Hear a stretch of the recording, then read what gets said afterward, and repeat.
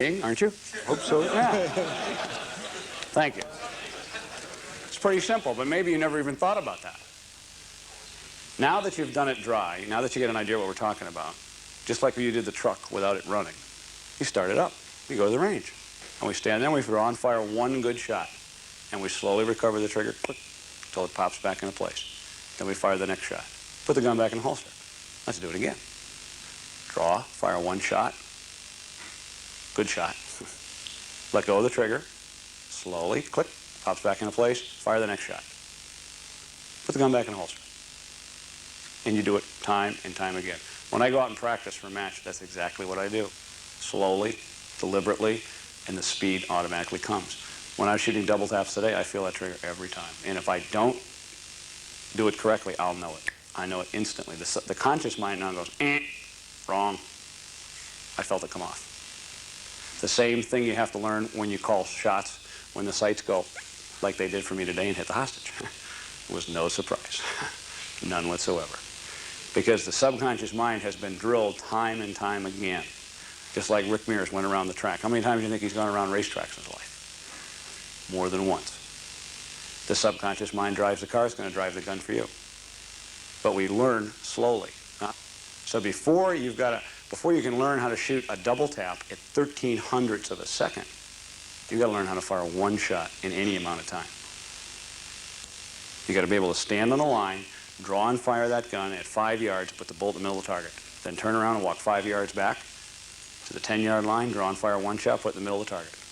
Go back to 15, go back to 20, back to 25, back to 35, back to 40, back to 50, back to 60, back to 75 meters. That gun you shoot is accurate enough to do it. You should be able to stand 75 meters, hit the middle of that IPSC target. I don't care what the time limit is. Take as long as you want. I'll come back in an hour. I want one bullet in the middle of that target. If you can't do it, it's the same thing as a race car driver not being able to go around the track at 50 miles an hour. How's he going to go at 200? He isn't. You cannot make up for lack of skill with speed, which is something that a lot of IPSC people think you can. I have a saying that's pretty popular in the United States. You can't miss fast enough to win. You can come close, but not quite. But if you are going to miss quickly, it's more impressive.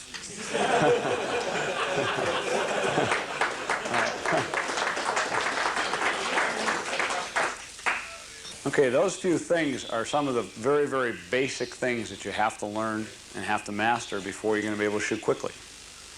Now, we don't have a lot of time tonight. I want to close in a few minutes. Because, as Jim knows, I can talk for days. But you just have to realize that there is no magic to shooting. Absolutely none. And one of the things I ask the students I have in class is I ask, why are you involved in the game? Why do you do it? Because if you can answer that question, it'll help a lot. Are you in it because you like coming out to the range on Saturday or Sunday or some weeknights and seeing the guys and shooting some bullets because it's fun? Or do you want to do it because you have a competitive drive and you want to learn how to be truly a better shooter and you really want to beat a Robbie Latham? Somebody is going to fall into the middle of those categories somewhere. And it's important that you know what you want to achieve, because I guarantee you, you're the only person that's in charge of that gun. So if you can figure out yourself where you belong in that spectrum, from the guy who goes out and just plinks at some IPSC targets once a month because it's a lot of fun, he gets away from the wife and kids, or the guy who wants to beat Robbie Latham. And you have to realize that if you want to beat Robbie Latham, you have to put more time and effort into it than he's doing. Like any other sport, right? No different. So if you want to ask a few questions for the next few minutes, we'll do that. Yeah, I'd just like to ask, you said there, one of your comments early on was that you can't shoot any faster than what you can actually align the sights. Well, how does, so I've watched Rob Latham on video and that shooting steel challenge matches and that. Does he really lining those sights up? Absolutely. You know, yeah, he just shoots so fast. There's several techniques that when you get into that speed category that are used. And one of them, Robbie's own term, is shooting through the sights. He sort of looks through them. You're looking right through them. Yeah. But you're seeing where it is. If you don't have a reference point of that front sight to your eye, you're going to miss the target. Yeah, he's not really actually lining the back side up. He's just really looking at the front sight. And well, you have to realize that if you want to shoot quickly, and if you want to shoot in IPSC matches, you have to learn, first of all, how to shoot slowly. Okay? Very important. Then as I learned in driving this motorcycle, the faster we go, the techniques start to change a little bit, and I have to learn to accept certain imperfections. There is a sight picture I can live with at 3 meters and 5 meters and 7 meters, and it starts to change when I get to 8, 9, and 10. And then the sight picture must refine itself when it gets to 20, 25, 30, 40, 50, as we all know. Yeah. And you have to learn what's acceptable for that distance and your speed that you're shooting. And it's got to be programmed into you. When you see the sight in an acceptable position, and it might be like this. Well, if it's 10 yards, I can live with that easy. Yeah, so I can live with that. Still hit a 12 I can still hit the target, even though the front sight's low. Yeah. I can still hit the target. Front sight may be high, I can still hit the target. Yeah. But at 50 yards, it can't be. No. So you have to have ingrained into you the correct sight picture program. And as soon as the sight picture hits the correct attitude, you launch. Away it goes. Thanks very much. Anyway. Okay. Gary's going to ask a question. Where are the keys? That's Yeah. No, Tom, I'd like you to explain the current situation of the 9mm handgun trials in the United States.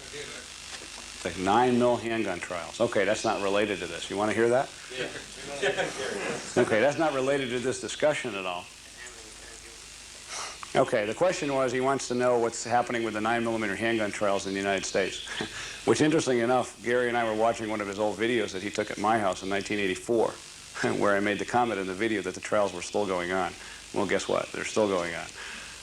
For those of you who don't know what we're talking about, the U.S. military has, for the last 30 years, been trying to decide upon which handgun should replace the old Colt 45. Well, in 1954, they started with the first trial and then ended it without a successor to the 45. Then in 1972, they did it again, and I was directly involved in that test, which went on in Florida. And then in 1979, they did it for the third time, and that test took 4 years, or 5 years actually, and was finally, we thought, over 2 years ago when Beretta was awarded the contract. However, at Smith & Wesson, we felt we were unfairly eliminated from the competition, so we took the case to court, and we won. It took a year and a half of legislation, but we won the case, and now the U.S. Army is not going to get Beretta 92s, and we're going back to another trial. So it's starting again. So that's where it sits. Officially, the 1911 Colt is still the official handgun of the U.S. Army. But they do have a few Beretta 92s in inventory, which, by the way, guess how they carry them? Condition 3, empty chamber. So when you rack the slide, what do you got? Single action gun. And they had to have a double action gun. Any other questions?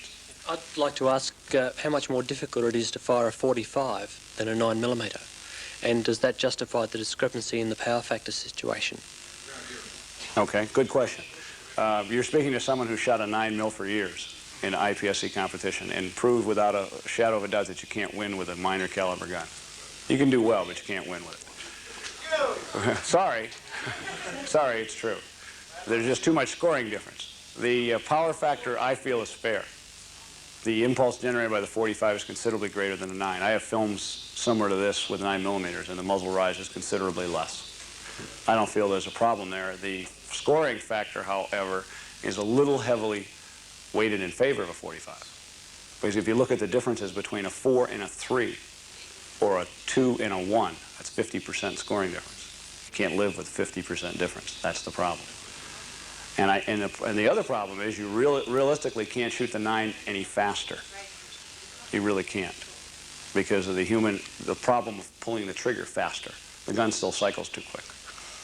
But there is a little bit less muzzle rise to contend with. How many out there are shooting 9s in minor caliber? Well, I wish you luck. I wish you a lot of luck. Well, 9 in major, the only problem with that, I tried that back in '78. The problem with that is it tears the gun up. The gun life is shortened.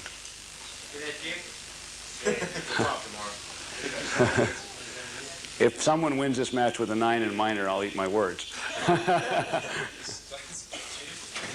You've been shooting a firearm without a compensator, as most of the shooters here seem to shoot 6-inch Colts with a compensator. Do you notice that makes a great deal of difference? Well, I'll tell you, the reason I don't shoot a comp gun is because I don't think it does any good. I honestly don't. I don't think it's going to hurt you, but I don't think that it makes enough difference, because I've shot a lot of compensated guns. I don't think it makes enough difference to make it worth it. Thank you. Okay, why? Because if you saw the other films, you will notice that the muzzle rise is the same. And the other problem with attaching a compensator to a gun or any barrel weight to a gun is the gun no longer wants to function correctly. If you've ever had any problems with your comp gun, they have to be treated with loving care. Sure, that's tuning. What's that? That's tuning. That's tuning of the gun. I'm sorry, I don't understand the question. Surely that is tuning of the gun. Shooting of the gun? Tuning of the gun. The accent. Tuning of the gun, that's correct. The gun obviously can be tuned so it works, obviously, because everyone is shooting one. I think that too many people are looking for the gimmick, however, that is designed to make them a professional shooter. And there isn't one. And I'm not telling you should throw away your Wilson or whoever built you compensated guns. They're obviously not going to hurt you. But don't look for the widget hanging on the end of the gun to make you the better shooter. It's not going to do it. It's like if you put me in the cockpit of that Indianapolis car that Rick Mears drives, the $1.5 million car, and said, "Okay, Tom, go to it." I wouldn't make it through turn one. I have the best equipment in the world. What's the problem? The problem is I don't know how to drive a race car. That's the problem, plain and simple. So if you put into the hands of someone who doesn't know how to shoot a gun, a $3,000 or more down here, no doubt, $3,000 gun, he may feel that he has the best equipment in the world, which could be true, but then doesn't understand why it's not working. Because who's in charge? You are. So I don't shoot a compensated gun simply because I don't feel that it's going to give me a benefit. I mean, we know how to make compensated guns at Smith & Wesson. We can do that. Why? Good. He sure does. He wins. There's no doubt about it. I guarantee he can shoot a stock gun and win. Why does Smith had a compensated gun? Why? Because they've asked me if I wanted one. And I said, no, I don't feel a need for one. Is it a personal choice or? It's personal choice. I've shot several compensated Smith & Wessons that we have, and I said, nah, I don't like it. I'd stick with this one. I also don't like the muzzle blast going up in front of me.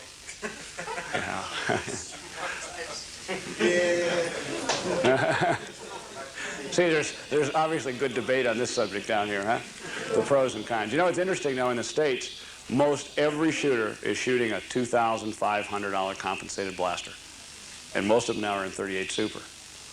And most of those shooters are in the C and D class. Rob Latham? Rob Latham, obviously not in the C and D class. And Rob Latham gets paid a good amount of money to shoot a Wilson gun. Yes. Along the trigger, was that built in the trigger slab? A longer trigger? Not necessarily. The trigger length should be adjusted to your hand size. The trigger length pull on my gun is extremely short because I like to be able to come around from in front of the trigger and come back straight on it using the very, very tip of the trigger finger, which is more sensitive than any other part of the finger. Question? Come on up. We're going to share the microphone here. There's one skill you forgot to mention, and What's that's that? the training of your eyesight. Yep. You can train your eyes to pick up sights quicker. Could you enlighten us on this as well? Okay, he's right. Obviously, there's a lot of things that you could talk about here tonight, but we don't have a lot of time. Eyesight is certainly one of them. If you have an eyesight problem, first of all, you're going to have a handicap. I've been fortunate enough to have very good eyesight, and he is correct. There are certain techniques that you can do with the eyes, such as focusing, pre-focusing to the correct focal length that the front sight is going to appear at, which means you are staring downrange, but you're not focused on the target. You have trained your eyesight to focus at that distance at command. And when you hear the stand by, it goes to that distance. So when the gun comes up into your eyesight, it's already focused correctly versus having to shift the focus from the target or wherever else you were looking. So there's several things you can do with the eyes.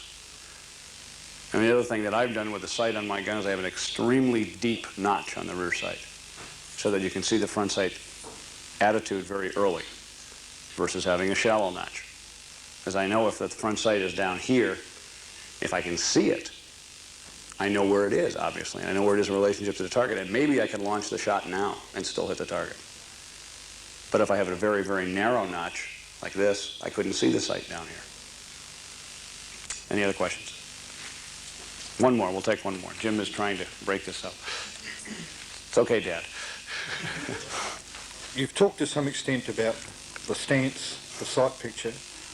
You haven't really talked about the difficulty of actually getting the gun from the holster to the correct stance and the attitude that we should go through to achieve that. Okay. Can you just discuss that? Sure, we'll do that quickly. Obviously, the draw is important, and we can discuss that quickly. You want to make the draw the same all the time, obviously, right? The speed of the draw should be the same, whether you're shooting a 3-yard shot or a 50-yard shot. The idea is to hit the gun in the position you're going to shoot it in. You want to grab it with the grip you are going to shoot the gun in. I don't want to grab it, pull it out, and have to adjust the grip. And once I do maintain, or rather obtain, that grip, when I remove it from the holster, wherever your holster is, an appendix, a hip, behind the hip, it doesn't matter. I want to remember that I want to bring the gun from the holster to the line of sight on the target in the shortest distance, which means I don't want to do this, which a lot of people do. Also, I don't want to twist the gun when it comes out of the holster, like this.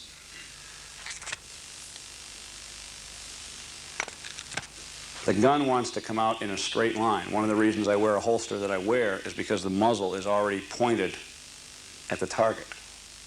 I stand with the gun in the same line as the target, so that as soon as it clears here, you push the gun forward in a straight line and it comes up on the target, versus having to bring it around or in any other direction. One of the tricks, if you want to call it a trick, to maintaining a good draw and a good movement from the holster to the target is to remember to keep the elbow turned in and not out, like a chicken wing. Keep it turned in tight to the body so that when you lift the gun from the holster, you push it straight in a straight line to the target. You want to also make sure that the gun is in line with the forearm and you don't have to grip it like this. It wants to be grabbed like that. And the draw is something you can learn for free. You don't have to fire a shot. Right? You don't have to. You just stand there at home and do it, just like the reload. You can stand there and do a reload at home with dummy ammo. Save the refrigerator and a TV set. Right? And just continually do it. And when you practice the draw, people, when you practice the draw, do it slowly. You don't practice the draw with speed. The speed comes automatically. You practice it slowly and consistently. How many times have you missed a draw today? The jacket was a new twist. I showed up here and Gary says, "Hey, guess what, Tom? You got to shoot concealed." I said, "Oh, really?" Hey, you can handle it. But it does complicate it, there's no doubt about it, because now you've thrown something new into it. I know I made a draw one time today and I threw the jacket open and the wind threw it back. By the time my hand got on it, the jacket was in there too. But you just go with it. I mean, you have to learn with the problems. You just have to live with them. So I thank you for bearing with us tonight, and I hope you've enjoyed this little bit of a get-together here and found the film somewhat educational. I know I have. They've been a great help over the years. I guess that's it. Tom Campbell was in Australia to promote Smith & Wesson handguns to both law enforcement and sporting bodies. He introduced the model 745 semi-auto pistol to IPSC shooters